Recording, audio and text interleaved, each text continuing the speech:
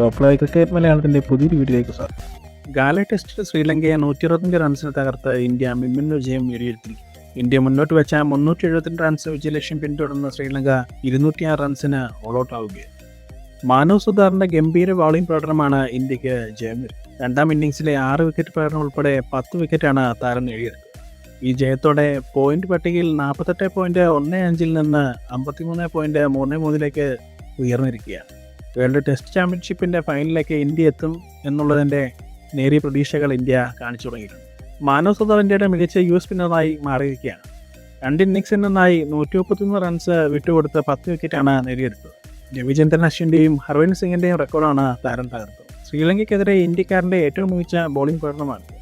കൂടാതെ ടെസ്റ്റിൽ 10 വിക്കറ്റ് പ്രകടനം നടത്തുന്ന ഇന്ത്യൻ താരങ്ങളുടെ എലൈറ്റ് ലിസ്റ്റിലേക്കും സുധാറിന് പ്രവേശനം ലഭിച്ചു. ഇന്ത്യക്കായി ടെസ്റ്റിൽ 10 വിക്കറ്റ് പ്രകടനം നടത്തുന്ന കുറഞ്ഞ താരമാണ് മാനവ് സുധാർ. 24 വയസ്സ് മാത്രമാണ് താരത്തിനുള്ളത്. ഭേദപ്പെട്ട രീതിയിൽ ബാറ്റിങ്ങും താരം ചെയ്യുന്നുണ്ട്. അതുകൊണ്ട് തന്നെ ഇന്ത്യക്കൊപ്പം വലിയ കരിയർ നേടിയെടുക്കാൻ ശേഷിയുള്ള താരമാണെന്ന് പറയാം. ഇത്തരം ക്രിക്കറ്റ് വാർത്തകൾക്കായി ഈ ചാനൽ സബ്സ്ക്രൈബ് ചെയ്യുക.